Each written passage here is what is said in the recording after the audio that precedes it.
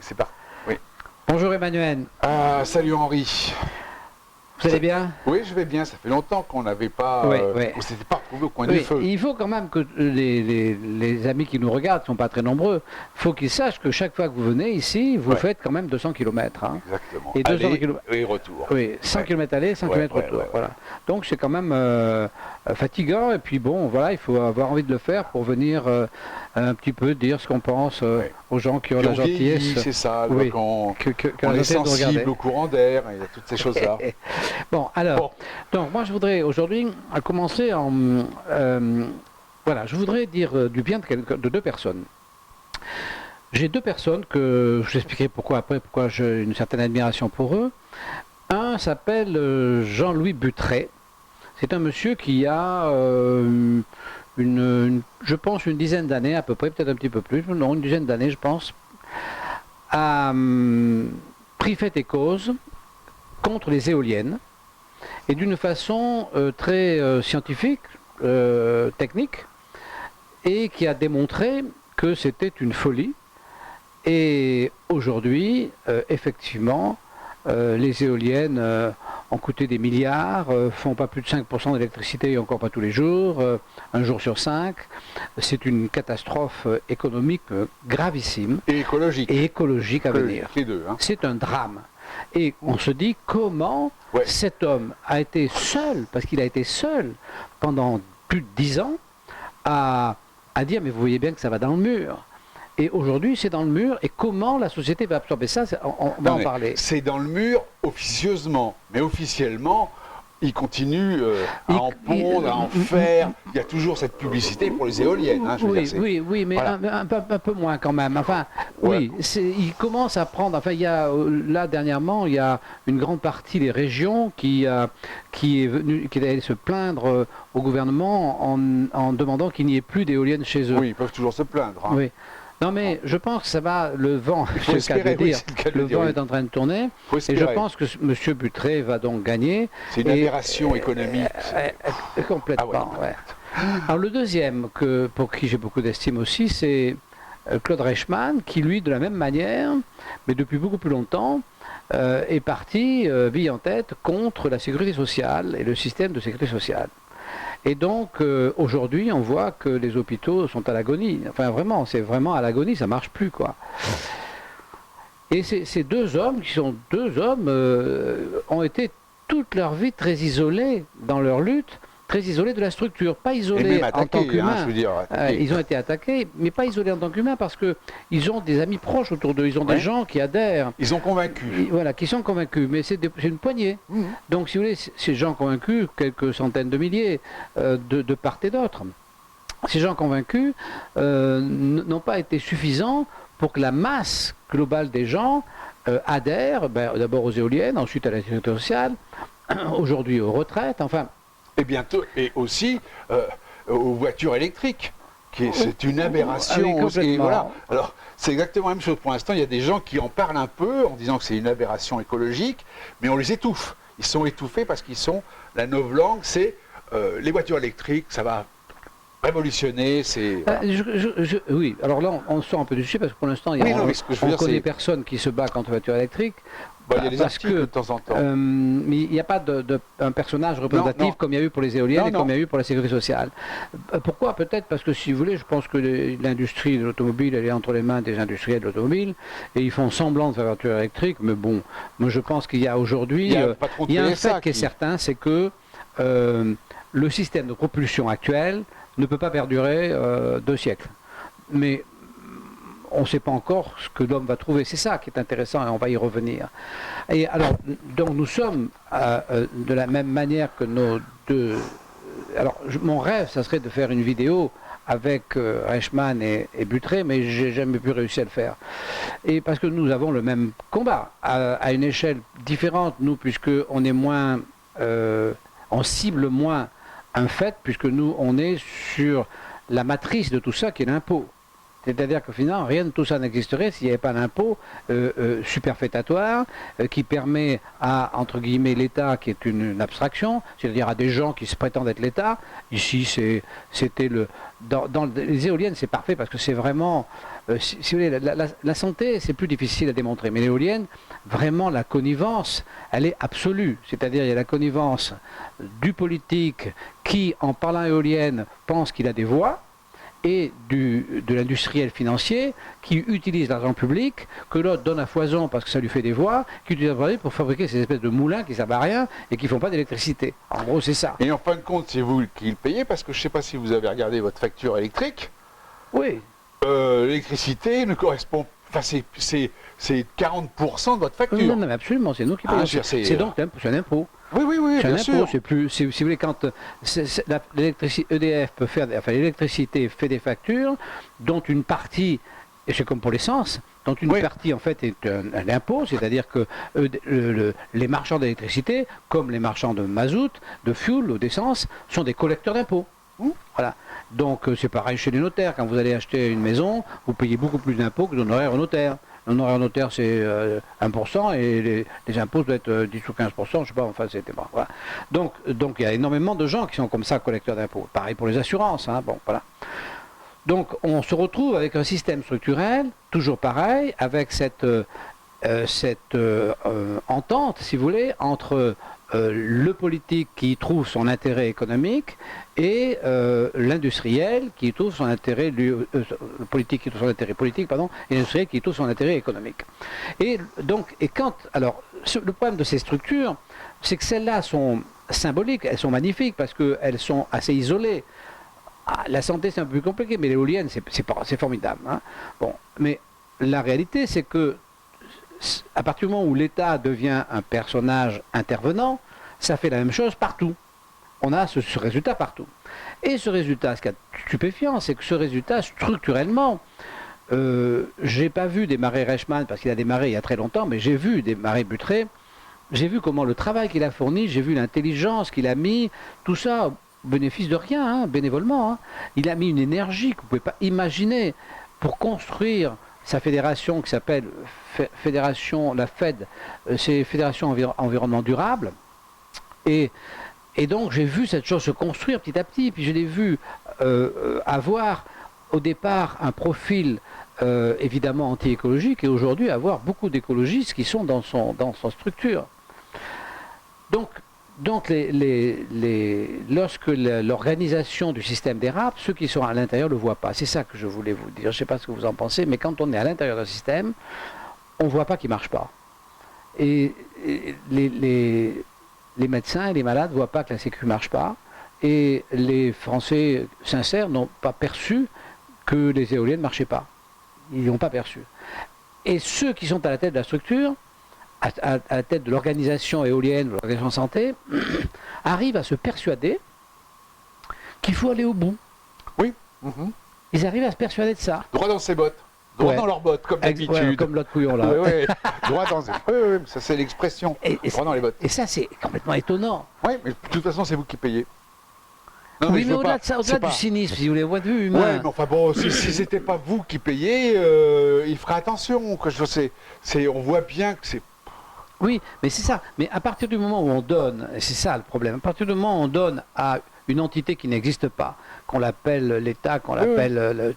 à partir du moment où on donne à une entité qui n'existe pas, les moyens de récupérer de l'argent pour faire des choses qui ne sont pas dictées par la raison ou par la nécessité, on arrive fatalement à ce genre de choses. Et on arrive à être écrasé par ces structures, alors que ceux qui sont à la tête de ces structures ont bonne conscience. Ah oui, bien sûr. C'est ça qui est terrible. Alors, ça nous amène au débat d'aujourd'hui, à la retraite. Alors la retraite, il y a tout dans la retraite. Il y a tout, il y a les éoliennes, la santé, il y a tout. Tout est mêlé. C'est-à-dire qu'il y a cette espèce de prétention incroyable de dire à des gens de 20 ans, dans 45 ans, on vous donnera une retraite. Mais vous vous rendez compte, dire, dans 45 ans, on aura les sous pour que vous arrêtiez de travailler, mais il faut jamais avoir été dans le monde économique de sa vie. Parce que on vient de passer une période accidentelle où effectivement les gens depuis la fin de la guerre de 40, depuis la fin de la guerre d'Algérie, les baby-boomers, les Trente Glorieuses. Voilà, et les gens quelques-uns ont pu prendre une retraite usurpée, elle a été payée par ceux qui travaillaient, qui aujourd'hui, dans très peu de temps, ne pourront plus payer. Donc c'était une escroquerie. Enfin, ils ont quand même cotisé. On leur a piqué quand même beaucoup d'argent. Ils ont cotisé, il y en a qui n'ont pas cotisé du tout. Celui qui est arrivé, celui qui a pris sa retraite en 55, il a cotisé 10 ans. Hein. Et puis c'est les autres qui ont payé pour lui. Hein. Ouais, bon, je ne vais pas rentrer dans le sujet parce que je le connais pas assez. Ils n'ont jamais cotisé. Ils ont partagé le poids de la retraite des autres. Donc si vous voulez, personne n'a cotisé pour sa retraite. Personne. On a cotisé pour la retraite des autres. C'est-à-dire vous avez payé pour payer la retraite. C'est tout. Donc vous avez rien cotisé du tout. Ah, vous avez payé cher, mais enfin l'argent est parti, il n'était pas mis de côté. C'est sûr que c'était pas pour ma retraite. Voilà, et on a dit, ça va continuer comme ça. Oui, bien sûr. Et puis malheureusement, ça ne va pas continuer comme ça, donc il n'y a plus d'argent. Donc maintenant, on vous dit, vous allez mettre de l'argent dans un pot, et là, vous aurez une retraite qui sera celle de votre argent. Puisque l'achat de points, c'est ça. Oui, le coût des points. Mais ça va être une escroquerie monumentale, parce que avec cet argent, comment voulez-vous qu'ils donnent la garantie qu'au bout, il va y avoir quelque chose? Ils n'en savent rien. Donc, si vous voulez, la retraite, la seule solution, c'est de dire aux gens, démerdez-vous. Et puis, les pauvres malheureux... Oui, cotisez si vous avez envie de cotiser. Oui, démerdez-vous. Et si vous ne cotisez pas, achetez des immeubles, faites ce que vous voulez. Voilà. Mais, ou continuez à travailler, enfin, faites comme vous avez envie. Mais leur dire, on va vous servir une retraite, leur dire, donnez-nous votre argent et vous verrez, on vous oblige à nous donner l'argent et vous verrez plus tard dans une retraite, mais c'est une malhonnêteté hors du commun. Parce que personne ne peut dire qu'il va donner cet argent. C'est pas possible. C'est complètement impossible. Donc c'est une escroquerie. Bon, et donc on voit que ceux qui défendent ce droit à ne pas travailler à 65 ans, la plus grande partie, c'est que déjà ils ne travaillent pas ceux-là. Hein. La plus grande partie de ceux qui sont dans la rue ne travaillent pas beaucoup. Hein. Donc, parce que ceux qui travaillent, ils n'ont pas le temps d'aller dans la rue, ils travaillent. Bon. Donc, oui, mais ça, vous parlez du secteur privé par rapport au secteur public. Oui, on est bien d'accord. Quand vous visez ceux qui ne travaillent pas, on est bien d'accord aussi. Hein. On est d'accord. C'est pas dans le privé, parce que sinon, ils ne gagnent pas d'argent. Oui, mais dans le privé, ils ne sont pas dans la rue. Voilà. Oui, ils ne peuvent pas. Non. Donc, si vous voulez, la retraite devrait être quelque chose que chacun se débrouille, avec quand même, effectivement, un minimum vital. Là, par contre, je trouve que le gouvernement a raison, dire par exemple, il faut que tout le monde ait 1000 balles. Oui, celui qui n'a pas 1000 balles, on l'aide. Et celui qui a 1000 balles, il se débrouille. Ça aurait dû être fait depuis longtemps. Voilà. Vous ne pouvez pas donner une retraite à moins de 1000 balles. Oui, voilà. C'est pas possible. Moi, j'ai 500 balles. Oui, mais c'est incroyable. Donc, ça veut dire quoi? On est toujours pareil dans un espace, ces retraites, où les gens croient que ça existe. C'est ça qui est absolument phénoménal. C'est cette capacité à croire à des choses invraisemblables qui n'existent absolument pas, de l'ensemble de la population et la responsabilité de ceux qui leur font croire. Alors on arrive directement sur Macron. Alors Macron dans cette affaire... Cher Emmanuel. Dans cette affaire, Macron, il cherche quoi? Parce que Sarkozy lui dit... la gauche lui dit il ne faut pas toucher, Sarkozy lui dit mais il ne faut pas toucher aussi violemment, et lui, paf, il met tout sur la table. Sauf qu'il met sur la table et il dit mais j'ai une solution. Je pense qu'il est assez intelligent pour savoir que cette solution, il ne l'a pas. Il sait très bien qu'il va encaisser des cotisations, et il ne sait pas du tout s'il aura une retraite plus tard. Bon. Donc, il n'a pas de solution. Donc, pourquoi il fait ça? Alors, moi, mon avis, c'est qu'il est comme tous les gens qui finissent président de la République et qui s'aperçoivent que c'est une place où il n'y a rien. Le président de la République, il ne peut rien faire. Il est comme vous et moi. Il se lève le matin, déjà il a les yeux embués. Bon, le temps qu'il fait 3 ou 4 trucs, c'est déjà le soir. Et il va faire dodo. Il ne fait pas grand-chose, quoi. Hein. Donc, il sait qu'il n'a pas la main. Il sait qu'il est face à une machine c'est pas lui qui commande. La machine, c'est l'administration. Ouais, la machine, le pays peut. Ici, il peut dire faites la guerre à un tel. Il ne sait même pas si cette guerre va se faire, il n'en sait rien. Il donne des ordres, mais ça ne sert à rien. Donc, qu'est-ce qu'il peut avoir comme idée, cet homme, comme tous ceux qui sont là? C'est de passer dans l'histoire. En fait, il est en compétition uniquement avec les anciens présidents de la République et avec les futurs présidents de la République. Pas avec nous. Nous, il s'en fout. Oui, ça, on avait compris. Depuis longtemps. Voilà, il s'en fout. Non, mais alors, donc, son attitude, elle est dictée par ça. C'est laisser une trace dans l'histoire. Alors, quelle histoire dans l'histoire? L'histoire dans l'histoire, c'est que, à un moment donné, les masques tombent. À un moment donné, les masques tombent. Pour les éoliennes, les masques sont en train de tomber. Pour la sécurité sociale, c'est plus compliqué, mais les masques sont en train de tomber aussi. Et pour cette société, je dirais, pseudo-collectiviste, égalitariste, enfin tout ce qu'on peut dire, les masques n'ont pas tardé à tomber.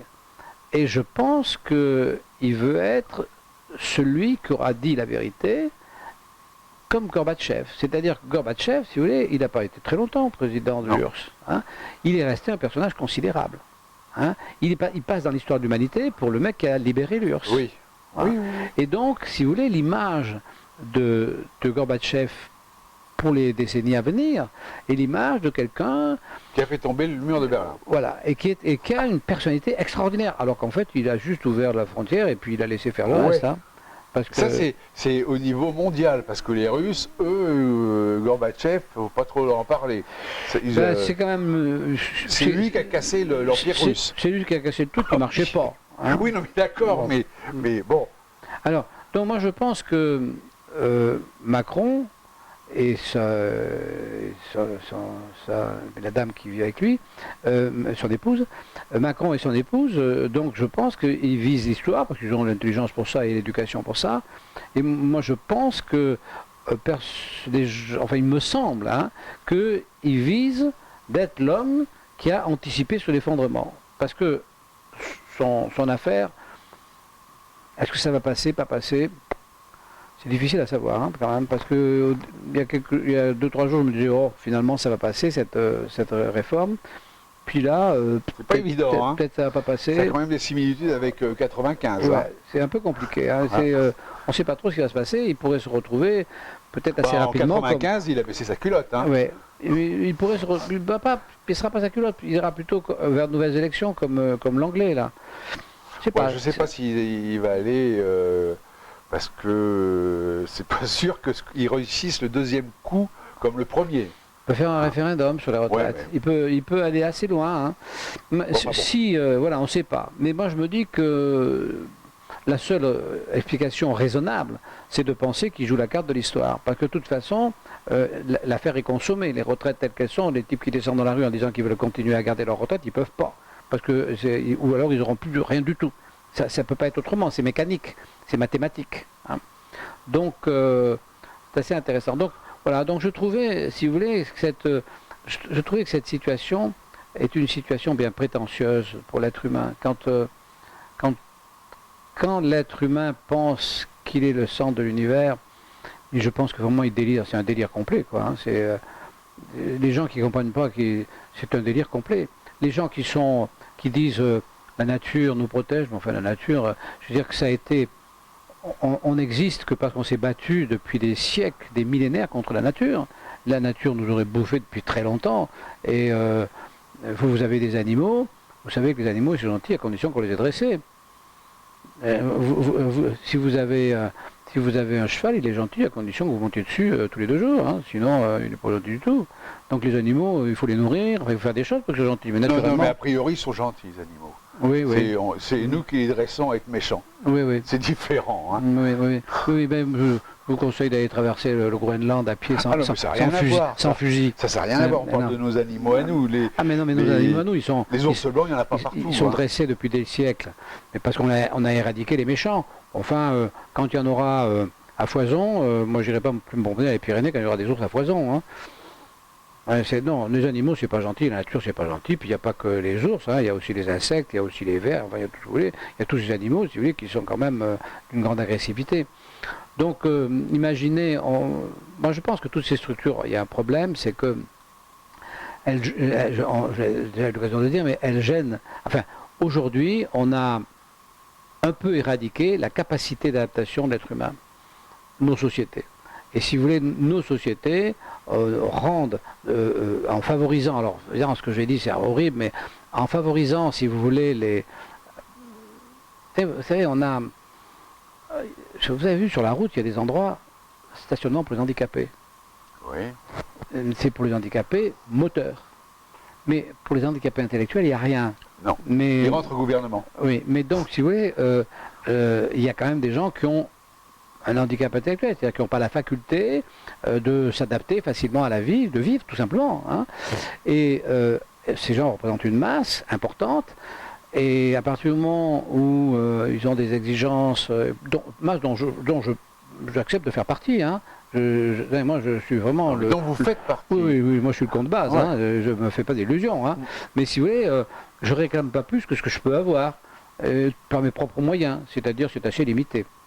Mais, oui, maintenant. Oui, mais maintenant, oui. Mais j'exige pas que la collectivité me donne. Non, il y a des gens qui sont beaucoup plus brillants que moi, mais ils ont plus de choses que moi, je trouve ça tout à fait légitime. Mais à partir du moment où moi, je demande 3 fois plus que mes capacités intellectuelles, ben, j'entame le système et je nuis à la totalité du système. Donc je ne peux pas demander, ça ne me viendrait pas à l'idée de demander d'avoir la puissance financière ou la puissance intellectuelle. Je n'aurais jamais le prix Goncourt, je trouve ça complètement normal. Hein, parce que je ne vois pas pourquoi j'aurais le prix Goncourt. Quand je lis le Goncourt, je me dis, bah oui, les mecs, quand même, ils sont forts. Hein. Bon, il y a des gens qui écrivent bien, et des gens qui écrivent bien, et c'est normal qu'ils aient quand même qu'ils soient plus respectés que les gens qui écrivent n'importe comment, comme moi. Hein. Donc, si vous voulez, je ne dis pas du mal des handicapés, je ne dis pas du mal des autres. Je fais partie des handicapés. Hein, et je dis que le devoir que nous avons, en tout cas moi que j'essaie de respecter pour moi, c'est de ne pas demander aux autres de me donner plus que ce que je peux mériter moi. Voilà, donc je me contente de ce que je mérite. Bon, j'aime pas qu'ils me prennent ce que j'ai gagné pour le donner à d'autres, qui seraient soi-disant mieux en droit d'avoir plus que moi. Méritant que vous. Si moi je l'ai gagné, c'est que je devais le gagner. Hein, donc je vois pas pourquoi on me le prend. Mais si vous voulez, cet équilibre de ne prendre que ce que l'on est capable de prendre et de ne pas dévorer autre chose ou dévorer les autres pour prendre plus, ça me paraît la moindre des choses. Or, notre société ne fonctionne pas du tout comme ça aujourd'hui. Hein. Il y a énormément de gens qui ne méritent pas grand-chose et qui ont des exigences énormes. Et ces exigences énormes, ben, on arrive au bout, les masques vont tomber comme pour les éoliennes, je pense. Enfin, les masques vont tomber. Oui, je vois ça comme ça. Bien. Alors, qu'est-ce que vous avez à nous dire? Vous n'avez pas amené de bouquin? Rien. Moi, rien. Je viens les mains dans les poches. Oui, rien du tout. Pour discuter avec vous. Alors, mais si je vous avais amené un dossier? Ah non, c'était comme ça. Ah, c'était pour faire bien? Oui. C'était pas un vrai dossier? Mais non, mais vous savez très bien que j'ai été... ma conciliation au tribunal administratif a été rejetée. Ben voilà. Oui. Ah ben voilà donc, qui est intéressant. C'est donc le tribunal administratif qui propose une médiation. Ouais. Ok. Donc je l'ai demandé, cette médiation, c'est pas pour une somme très importante. Hein, en plus, vraiment, je suis persuadé de pouvoir gagner, quoique avec eux, on ne sait jamais. Eh bien, je l'ai demandé et le fisc a refusé la médiation. Voilà, c'est tout. Ah ben ça, c'est formidable. Donc je ne sais pas qui peut avoir une médiation avec le fisc. Alors, on est encore dans un sujet où le fisc se met au-dessus de la loi, puis cette loi relativement récente, qui est que moi je trouve assez intelligente, la justice... Oui, ça peut décharger, bien sûr. Oui, la justice propose qu'à la demande d'une des deux parties, pendant le cours d'une procédure, il y ait une médiation possible. Et la médiation, ça veut dire que l'avantage de la médiation, c'est que vous êtes avec votre contradicteur devant un monsieur en train de vous expliquer, voilà, et vous trouvez une solution qui agrée aux deux. Bon, je trouve ça assez intelligent, et puis effectivement de nature à éliminer une partie importante des procédures. Oui, puis on s'imagine que le médiateur va être quand même moins obtus. Oui, plus ouvert. Voilà, puis qui connaîtra mieux le sujet, puis qu'on a plus le temps de lui expliquer. Voilà, il y a beaucoup d'avantages. Voilà. Bon. Et donc, cette médiation, elle arrive au tribunal administratif, ce qui est quand même exceptionnel, parce que c'est un tribunal qui n'a pas l'habitude des médiations, on ne connaît pas ça. Hein, oui. Et le tribunal administratif envoie une lettre, c'est formidable, une lettre en disant qu'on a une circulaire. La possibilité de demander un médiateur, mais il faut évidemment que les deux parties soient d'accord. Donc ils interrogent le fisc, et puis après ils m'ont écrit en disant que le fisc refusait toute médiation. Voilà. Donc voilà. Donc ça, je trouve que c'est un élément essentiel. Le fisc refuse la médiation. Oui. Voilà, c'est-à-dire que le fisc est au-dessus de la loi. C'est-à-dire que le fisc refuse la médiation, c'est-à-dire qu'il va refuser la médiation dans votre affaire, Oui. mais il va refuser la médiation partout, évidemment. Je ne veux pas être le seul à ce qu'on refuse. Bien sûr. Surtout qu'en plus... Ils n'ont pas envie de discuter. En plus, votre dossier était particulièrement susceptible d'être un dossier de médiation. C'était vraiment... C'était vraiment, pas des grosses sommes. Enfin, c'était vraiment le truc évident. Et d'une simplicité. Voilà. C'est bon. Eh ben non, ils n'ont pas voulu. Oui, mais s'ils avaient voulu, entre nous, s'ils avaient voulu, ils auraient été obligés de dire au médiateur, bon, mais d'accord, on enlève, parce que ça ne tient pas du tout debout. Non, mais de toute façon, le tribunal va bien voir. C'est une question d'adresse. Ils contestent une adresse, mais j'ai les preuves de cette adresse. Donc, ils ne peuvent pas faire autrement que d'accepter. C'est-à-dire qu'ils refusent une facture, ils refusent la déduction d'une facture, parce qu'ils trouvent que l'adresse de la facture n'est pas tout à fait comme ils voudraient. Voilà. Alors, non, ils ne contestent pas le montant de la facture, ils ne contestent pas le fait que les travaux aient été faits, ils ne contestent pas le lieu où ont été faits les travaux, ils contestent simplement l'endroit où la facture a été facturée. Vous imaginez comment c'est pervers pour refuser une déduction et créer à la place un impôt. C'est d'une malhonnêteté. Mais c'est vraiment abuser de la gentillesse des gens. On peut se tromper sur une facture. Enfin, franchement...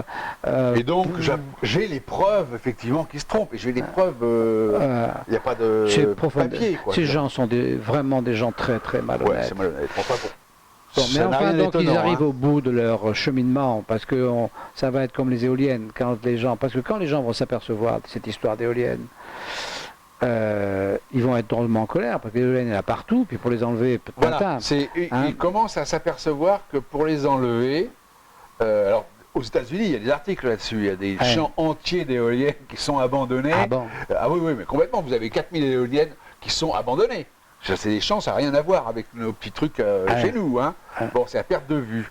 Bon. Et puis c'est abandonné. Au bout de 20 ans, elles sont mortes. Bon. Et alors, les enlever, c'est énorme. Bien sûr. Donc il y a eu des gens qui ont... moi j'ai vu ça, ils ont mis leur dossier sur Facebook, et donc il y a des gens, parce que c'est en tout petit, dans le contrat, c'est à vous d'enlever l'éolienne. Bon. Et là, c'est 300 000 ou 400 000 euros pour enlever. Voilà, c'est... Vous savez, la semaine dernière, on a été dans l'arrière-pays de Béziers. Vous allez à un restaurant qui était d'ailleurs formidable, et avec mon épouse on était là et on s'est promené dans cet arrière-pays du côté de l'Orbe là, et on est reparti en disant mais qu'est-ce que c'est beau, mais qu'est-ce qu'il y a de très très beau, mais c'est très très beau, parce qu'on était dans une petite vallée où il y avait 0 éolienne. Et c'est en partant qu'on s'est dit mais il n'y a pas d'éolienne. Voilà, Alors partout où on va, il y en a partout, mais c'est... Bien. Ce fut un plaisir. Ce fut un plaisir de vous voir, effectivement. C'était peut-être un peu long, mais bon. Oui, peut-être. Allez, mais comme on le fait moins souvent... Ouais, j'espère ne pas vous avoir perdu en route. Allez, à bientôt. Au revoir. Au revoir.